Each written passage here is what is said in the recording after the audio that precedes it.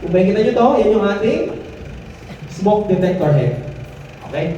Yan yung smoke detector heads natin. Ito siya. And the next, yung detector base natin. Ito naman yung ating detector base. So dito natin pinapasok yung ating kable, yung ating pirated cable. So isa-isa natin mamaya yan.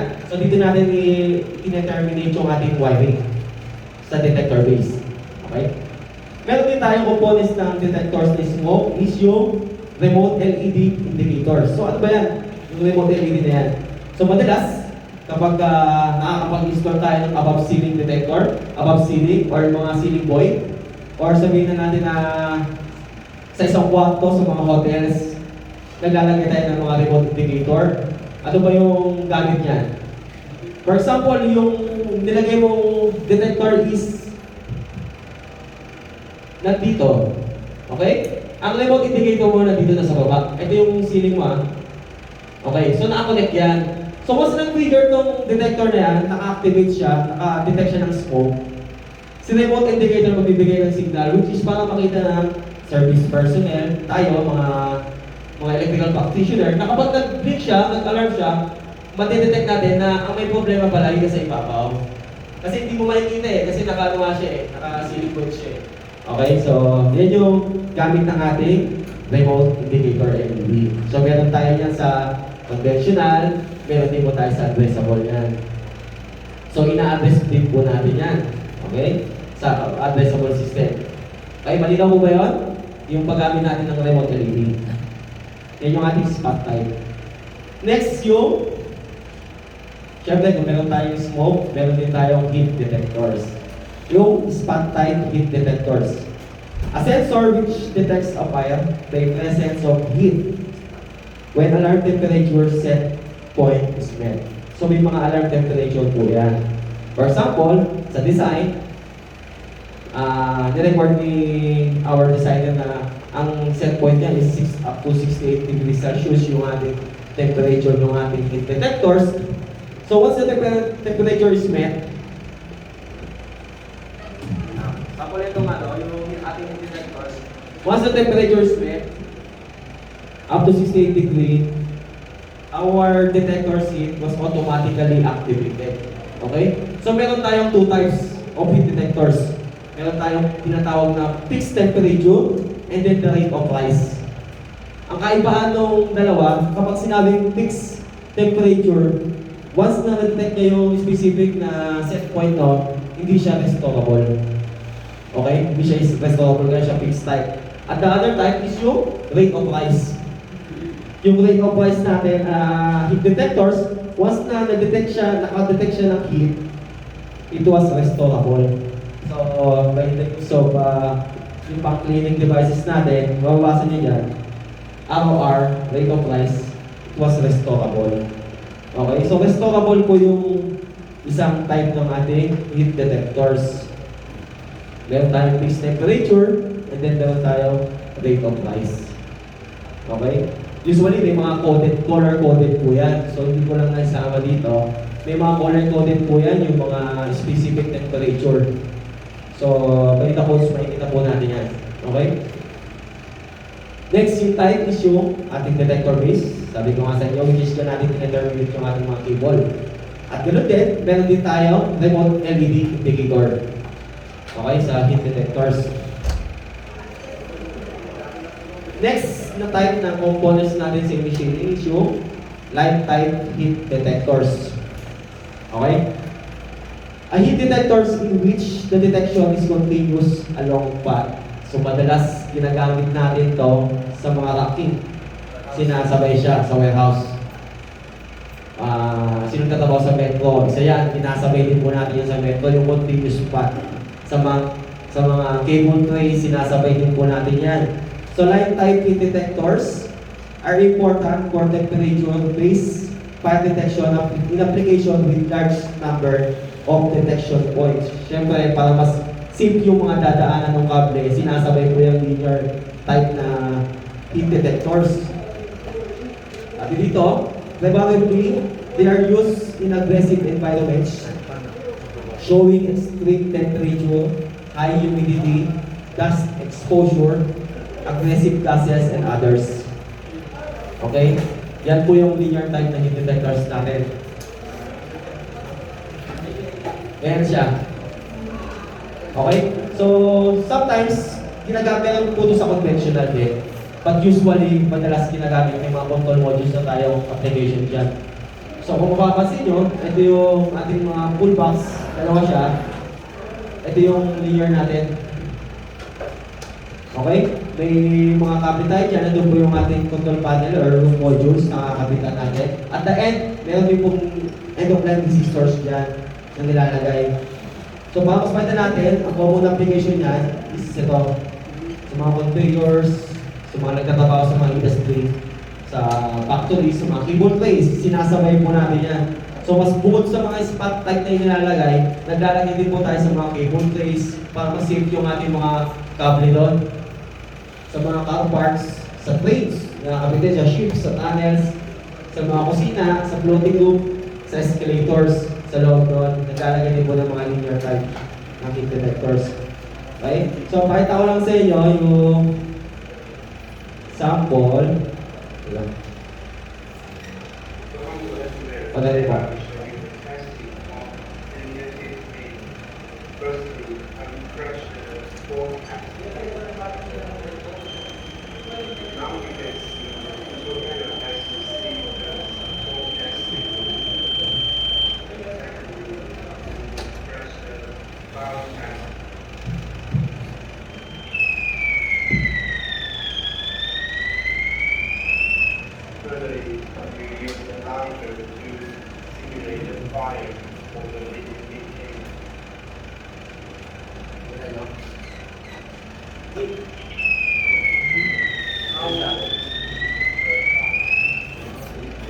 Assuming na mahaba lang yung area niya, pero doon po yung ano niya, yung kung paano yung function niya, ginagamit. Okay? Next is yung combination detectors natin. So, combination of heat and smoke. Usually, ginagamit yan sa mga server room, sa mga data room, electrical room, kinakabit natin ang heat sa combination ng mga combustible or na area natin. A crucial life safety device that integrate with your alarm system. If a pilot cures, the detectors will activate and alert the panel. Your system will then respond based on the monitoring plan you have set up. So, may mga different na ano yan, na pagkakabitan natin ng combination. Okay? So, same with spot type, meron din siyang area coverage na hindi basta-basta na sa loob na isang video sa ilalagay mo. At meron din siyang typical na paglalagyan. Okay, kung saan siya. Depende po yan sa mga ating mga professionals, sa ating mga tigagawa, mga design natin kung saan siya. Okay? Next, yung ating light scattering principles, kung paano ba gumagana yung ating initiating device. Light scattering principle works using the light scatter principles. Kung nakikita nyo yung light infrared natin na LED. So, assuming this is the chamber, yung chambers ng ating detectors, yung smoke. So, patuloy lang siya. The alarm contains a pulse infrared LED which pulses a beam of light into a sensor chamber. Okay? So, nagpapatus lang siya ng tawag ng reflection ng light. So, continuous yan. Okay? So, meron dito yung ating light receptor natin. So, once na nakapag-detect na dumaan yung smoke sa chamber, so nakapag-detect siya ng smoke dito, this is the time na yung ating detectors will activate. Okay? So, yan lang yung principle ng ating detector. So, diba sabi niya nga, once na nakapag-initiate or nakapag-detect siya ng smoke, it will automatically give signal. Okay? Na magpapata siya ng signal. Yung ating isang principle naman, yung light obscuration. Light emitted by the light source is continuously received from the photosensor. So, in normal state condition, yung ating light emitted light source is continuous siya nagpapata ng ating ilaw ng reflector sa kabila. Okay? And then once the smoke was coming from the chambers, it will automatically activated. Okay, so meron tayong light scattering tsaka light obscuration. Yan yun. So, dalawa din yan sa ating smoke detectors natin. Meron tayong tinatawag na ionization, tsaka diba? Photoelectric type ng smoke detectors. Yung isa yung ionization. So, ano ba itong ionization smoke detectors type? Okay? So, ionization smoke detectors work based on lowering the current flow to the inside chamber due to ionization, which lead to initiate the alarm. Okay? So, yun yung isa sa mga principle na kapag clean air, so, yung ating current flow ng ating hangin ay yung radioactive material natin is mataas siya. So, once may dumaan na smoke, kung nakapag-detect siya is either heat or gas, so bumababa siya. So, mabilis siyang makapag-detect ng fire compared dun sa photoelectric natin. Compare sa, sabi dito, tingnan nyo, sa ionization, nasa-sense niya agad yung smoke. Mas mabilis siya magbigay ng signal. Okay, so itong isa yung photoelectric, sabi ko nga sa inyo, yung light source, kailangan nyo munang makita yung smoke na dumaan, tsaka siya mag-intercept. Okay? Ito nasa-sense niya lang. So usually dito, respond quicker to smoldering fires. Yung, ano ba yun? Yung smoldering fires, ibig sabihin yung easily to have na smoke pero wala pa siyang sunog, wala pa siyang apoy, like yung cigarette, di ba? Medyo matagal pa siyang umaakyat. But compared to sa ionization, mabilis siya mag-trigger, mabilis siya makapag-sense. So it depends to you or for the client or for the occupancy kung ano yung specified type na detectors na ating titignan or ating bibilhin. So usually may kita natin yan sa likod or sa manufacturers natin sa supplier. Okay? Ating susunod yung ating photo beam smoke detectors. So sa natin ito nakikita yung mga photo beam. Usually ginagamit ito kapag mga high-rise ceiling. Sa mga matataas na mga malls, sa mga matataas na mga area na utilize the light obscuration technology to protect large area and building with very high ceiling. Okay? So usually, as per the code, so meron siyang minimum or maximum 9 meters high to install the photo beam detectors. And then yung layo niya, meron siyang at least minimum 20 meters to 100 meter kaya i-detect ng ating photo beam detector. But, sabi ko nga sa inyo, sa tetrahedron, depende pa rin sa product standard. So we need to consider yung product standard ng mga manufacturer natin, okay? Na kung hanggang saan yan. Kasi different po yan iba-iba po yan. Kung yung iba kasing detectors o mga control panel, may capacity siya. And then mahugulat kayo, yung iba naman is bukod. Hindi natin pwede sabihin na sabi ni engineer dito, ang capacity ng isang photo beam detector is hanggang 200 meters. Eh, iba pala yung brand na yun. So, that we need to consider yung mga brand like yung product standard natin. Okay, hindi basta-basta. Kasi baka magkaroon ng conflict eh, tsaka magkaaway-away yan. Okay? Yan yung principle niya. Same nung ating light obscuration siya. So, continuous yung lens niya, and then once na meron tayo ng transmitter unit, and then receiving unit. Okay, so continuous yung lens niya, parang siyang laser, every 10 seconds gumagana yan, so may nakakapag-detect na ng smoke. So once na na-detect niya na may smoke, is automatic siya mag-alarm. So ba't ba ito kinakabit natin? Pwede naman tayo maglagay. Instead of maglagay tayo ng mga maraming spot type beam detectors, ang nilalagay natin is photo beam. Why? To less maintenance, sa costly. So in terms of reliability, mas okay siya. Ay syempre, kapag matataas, gagamit na ng mga bungka sa maintenance. So medyo mahirap yun sa mga service personnel na kagaya natin. Gagamit po tayo ng abtamio o mga scaffolding para makapaglinis ka na ng detector. Eh, ang dami nun. Eh, for example, dito isa sa one of our projects, kinakalaki. Ang dami mong spot type. So, isa-isahin mo pa yan. So, medyo critical, di ba? So, for this actual installation, I was recommend you use the photo beam detectors. So, less costly siya sa maintenance din. Okay? So, mas reliable siyang gamitin. Lalo sa mga matataas like ng ganyan. Ito sa Paris yan, sa Paris yung project natin. Okay? So, we're using photo beam. sa ditong area at sa dulo. So meron siyang reservoir. Usually niya na 9 meters nga, tapos to maximum 100 meters. Okay? So, next is yung ating smoke detector with sounder. So, combination siya ng sounder. Saan ba natin ito ginagamit? Usually, sa mga hotels yan, sa loob ng mga bedrooms, na it was requires a private signals na tinatawag. Okay?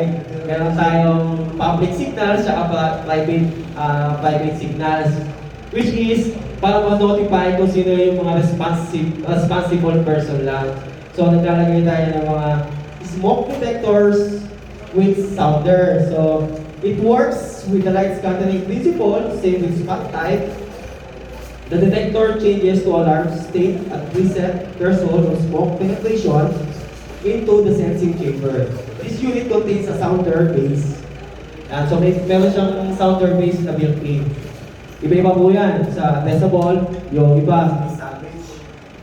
Wala kasi tayo nila ngayon. So, parang ganyan siya. Nakasandwich siya dito. Dalawa siya. Sa decibel type po, naka-different po yung address doon. Iba po yung sa may sounder, hindi yung sa detector head. So, dalawa po siya. And then, meron din po tayo ng mga complete siya, magkasama po siya, gaya nito, receptacle ng smoke. No? So, different po. Different for the product standard na ginamit. Okay? So, ganyan po yung ating smoke detector with sounder base. Okay? So, I hope na na-emphasize ko po yung definition niya. Next is yung back-mounted smoke detector. So, typically, spot type, parehas lang din po siya, pero naka-mount siya sa loob ng ating HVAC unit. It is designed to detect the product of combustion from fire within the HVAC duct to avoid smoke recirculation. Usually, pwede din na gumamit na sa conventional type at kasi we require to gumamit tayo mga modules dyan para makapag-trigger ng alarm. So, meron siyang combination isa ng mechanical. So, meron tayo dito yung detectors natin kung mapapansin nyo. Yan po yung pinaka-housing natin, which is yun. And then yung ating initiating device, na smoke detector. Okay po, pasok po yung so, kung mapapansin nyo, meron tayong air sampling holes. So, once na may pumasok na smoke dyan, at na-detect na ito, may kapag na-hit niya yung trigger alarm na ito, automatic magbibigay siya ng signal sa ating control panel, sa ating control unit. Okay? So, yan po yung duct-mounted smoke detector. So, saan natin siya nakikita? Sa loob ng HVAC unit natin. But usually, kailangan po natin na meet also yung product ng HVAC. So, we need to coordinate sa ating mga HVAC kasi dapat mga listed po yung ginagamit yan. So, hindi po basta-basta yung pagkakabit natin yan.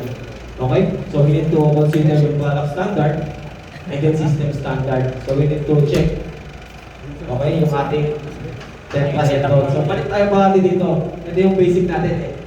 Yung ating, para ma-meet natin yung level of safety natin, yung level of effectiveness, saka yung level of reliability. Okay? So, tetrahedron of fire and life safety system. Next, yung mas kilala sa ginagamit natin yung pag-detect ng ating gas, carbon monoxide, diba? O carbon monoxide. This device that detects the presence of fire, the presence of carbon monoxide. So, nakakapag-detect siya in terms of gas. Usually, sa natin tayo ginakabit sa mga highly combustible, inflammable na liquids, diba? Sa like ng mga basement parking, sa mga diesel generator area. So, makikita natin yung mga carbon monoxide natin. Usually, meron siyang separate control panel. Okay? May separate po siyang control panel na kinakabit. And then, nagbibigay lang po tayo ng integration sa ating main control panel unit. Okay? So, typically, ang wiring nga is same with at decibel, meron po yan. Meron din po siyang conventional. Okay? So, but ang kanyang aim is makapag-detect ng carbon. But delikado po yan, di ba? Alam naman natin yung carbon monoxide, hindi natin siya nakikita naman. Kahit silent killer yan. So, lalo na sa mga nagtatrabaho din sa mga nag-running engines by the presence of carbon. So, mag-ingat po tayo. Okay? Medyo lumalalim na tayo, lumapunta tayo sa medyo... Next, yung ating flame detectors. So, pasok pa rin siya sa ating mga input devices or mas kilala sa ating initiating devices, yung ating flame detectors. So, saan ba natin ito nakikita? Usually sa mga industrial na mga petroleum, makakapansin nyo may makikita kayo mga parang CCTV camera, nakakabit na malaki na kulay pula or silver. So, flame detector po yun. Sabi dito,